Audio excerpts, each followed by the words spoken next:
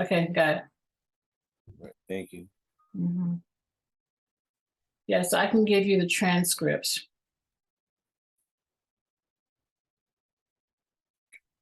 Yeah, For this meeting. So appreciate it. we're back. We're back for part two. This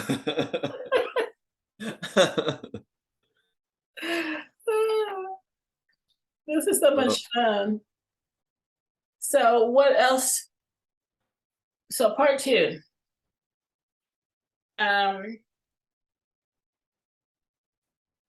After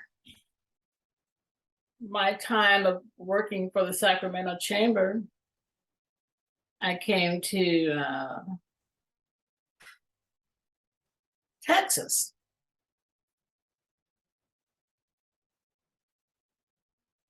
After that, you came to Texas? 2003, I arrived here. And I knew no one except for the man I was married to. And your grandmother Gladys, after about 3 years, I was homeless. And she In said, Texas. yeah. You were homeless in Texas? I was living in a hotel in my car. For 3 years?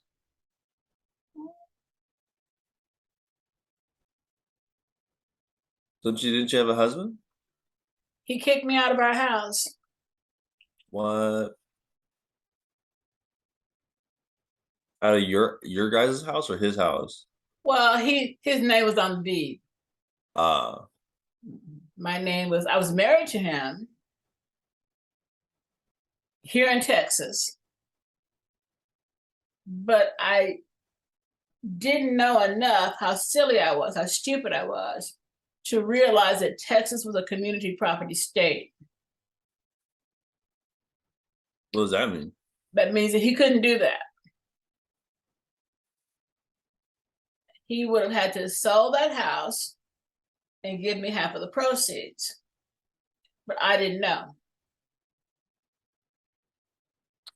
And we went to court. And the judge didn't tell me that. The judge didn't tell you either?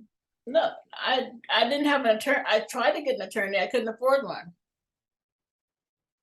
But that's why knowledge is not power. It's what you do with the knowledge that's power. Mm.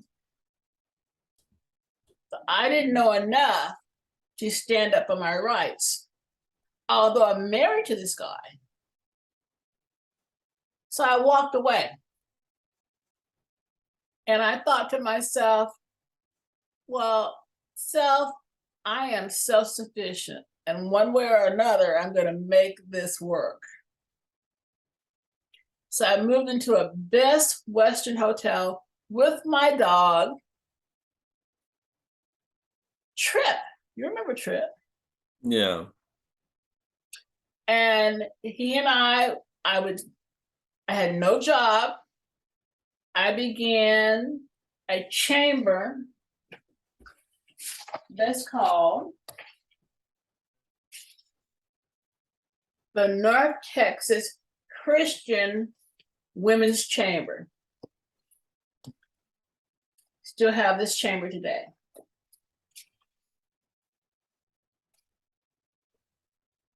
And that's how I made my living, selling memberships for this Chamber of Commerce that I founded. Mm. And so the memberships were $250 a year. So I felt like I could make enough money to pay my hotel rent and save money to get a house, which it took me 3.5 years to do that. That's insane. But thank God I was never on the street. and never sold my body. Thank God. To make money. And so when I met Paul Strouser, I had moved out of the hotel on my own, still selling these chamber memberships. I moved into a big house, and I wanted a big house because in my mind, I wanted your dad and your mom and you boys to come and live in Texas. And that just never happened. As you said earlier, there's too much drama going on. And your dad and your mom had their own life. And it was hard for them to break away your mom from her family, her dad and her mom, and just take up and come across country. And she and I had many conversations about you just coming to Texas. Just come, I've got plenty of room. The house we had at that time was about the same size as this one. But they never made the journey. So I just went on and lived my life there alone and became celibate because I don't want to go back the way I was going. You know, when you make a difference, you make a change. I did not want another man in my life. I wanted to focus on my business at that time because that's what brought me joy and income.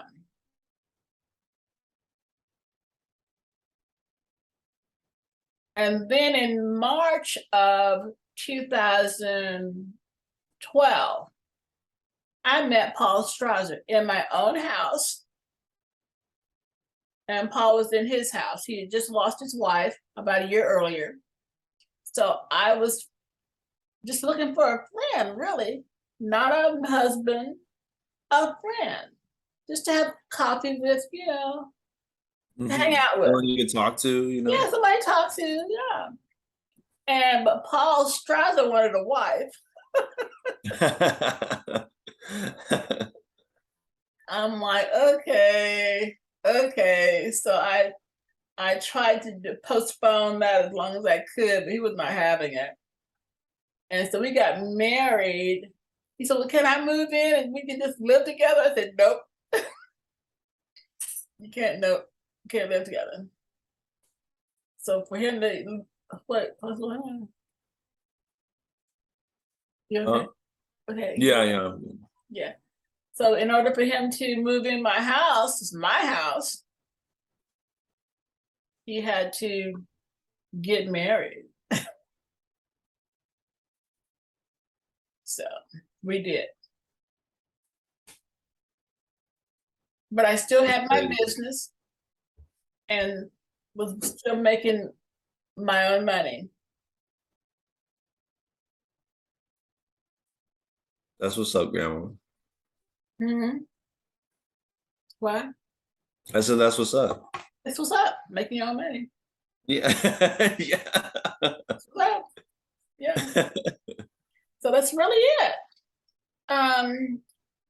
What I learned throughout all of this is self-sufficiency. That's the key. That's the key. And to find joy and a certain amount of happiness in everything that you do. Because it's not worth doing it if you don't love it or like it or enjoy it. It's just not.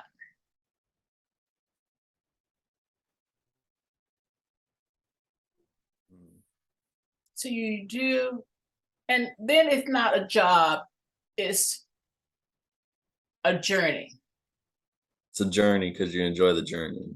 Yes. So that's my takeaway. Enjoy the journey.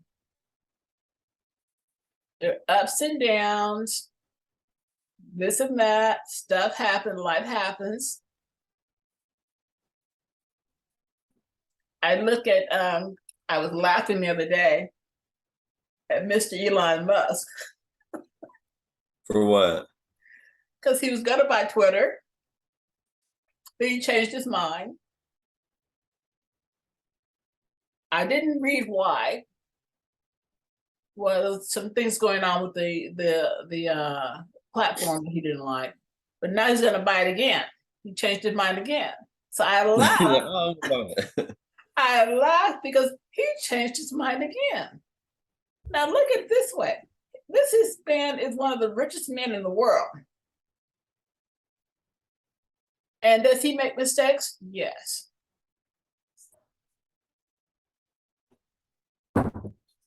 At the same time, we can all learn from that.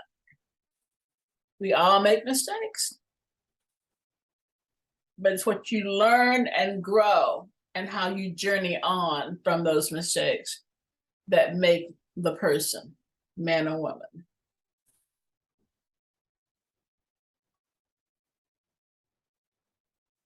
Thanks for sharing me your wisdom, Grandma. Yes, I am.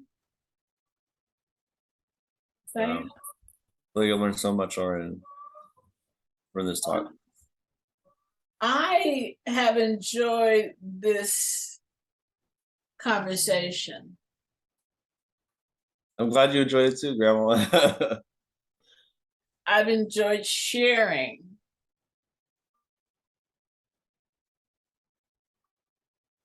And I will say one thing that resonated with me when you sent me the email, the text,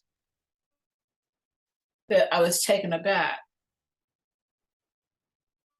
The last time I received a text like that, it came from Devin. Really? Sunday night, his grandmother, I'm doing I've got a report due, and I need to interview you. I'm like, what? Like, what? What? And when's it due, Devin? It's due tomorrow. I'm like, what? That was a Sunday. So I got up Sunday morning. So I got up. He said, I need some archives. Some archives. So what kind of archives? I had to laugh about that. So I got up that day and spent the entire day scanning photos of all the family archives, the stuff I had. I'm like, archives, what's that? So when you sent me, he goes, I'm sorry I procrastinated, grandmother. I was like, okay. And I did the same thing. You said the same thing. I said, okay. You said the same thing. Okay. Let me put things together. But the thing is that you learn and you grow and you embrace and cherish, or I do, those memories. Same thing happened. Okay, and I've heard this again before. Okay. That's crazy. You said the It's same crazy. thing. I'm like, what? But I cherish those moments. I do. Just like I cherish the moments of us going to the Nut Tree Airport, and Auntie Amanda remembers that. I'm sure. Ask her about it next time you talk to her. She remembers. So she was when you were like 5 years old. She was like 10, 11. She was young, but and she may have been working at Starbucks by then, but I'm not sure. But at that time, she was in high school, back in high, so she remembers that. That's crazy. Yeah, so but I cherish those memories of those times together with you and Devin. And unfortunately, I have no the memory I have of Andrew, which is on my refrigerator downstairs. We were in Lake Tahoe when Auntie Amanda and Ben got married. Oh yeah. Yeah, and we were in the bedroom, and Andrew came with two things I remember. He came in, he drew a picture of us lying in the bed. I have that on my, it's a line drawing up on the refrigerator. I keep it there. It's been there for 14 plus years. I keep it there. And then the other memory I have of him is we were in the house in where you and I on the apartment. And Andrew was sitting down in front of the TV playing checkers.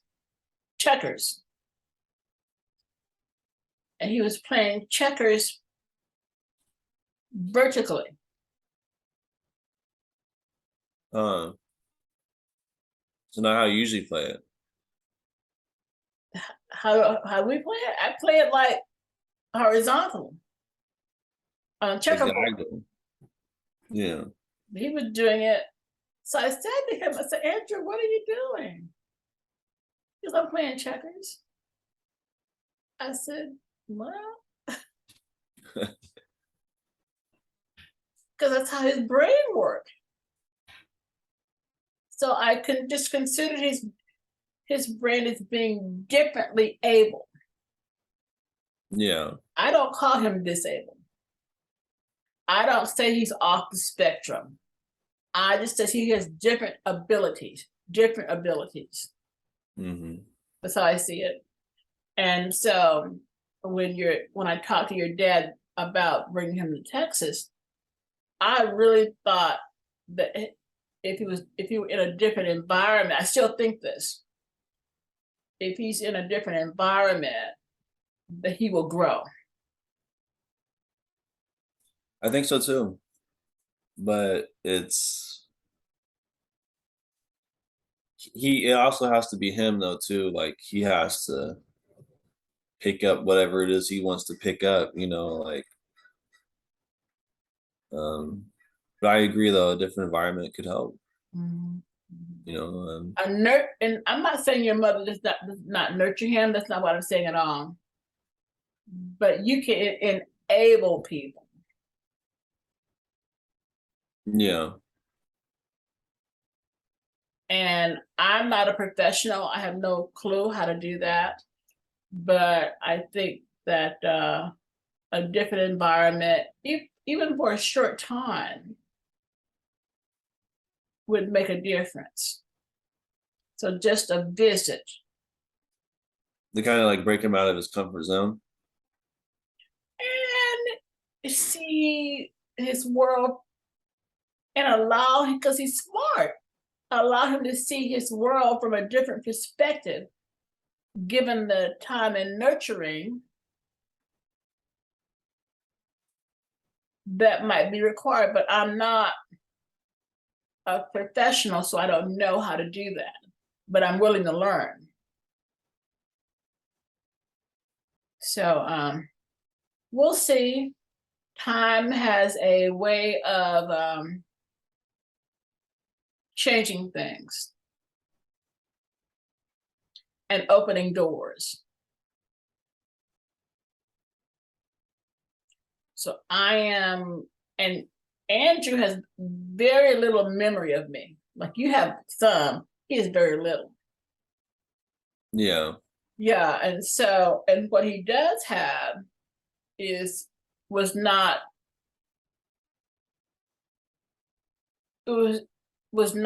productive. So really what I was hoping is that even if he and his mom came, at least but I know that won't happen. So I have to let it go. But time has a way of healing things and making things right. What's that behind you? It's like a little banner thing. It's cute. Yeah, it's JC's. JC's banner thing. Oh, okay. That's Um, cute. it's a skull. Yeah, I like that. That's cool. It is pretty cool, huh? Yeah, yeah. You know, you can use if you so tell me. Okay, this is your class on ladies of leisure, Women in leisure. women in leisure. Okay, did I qualify?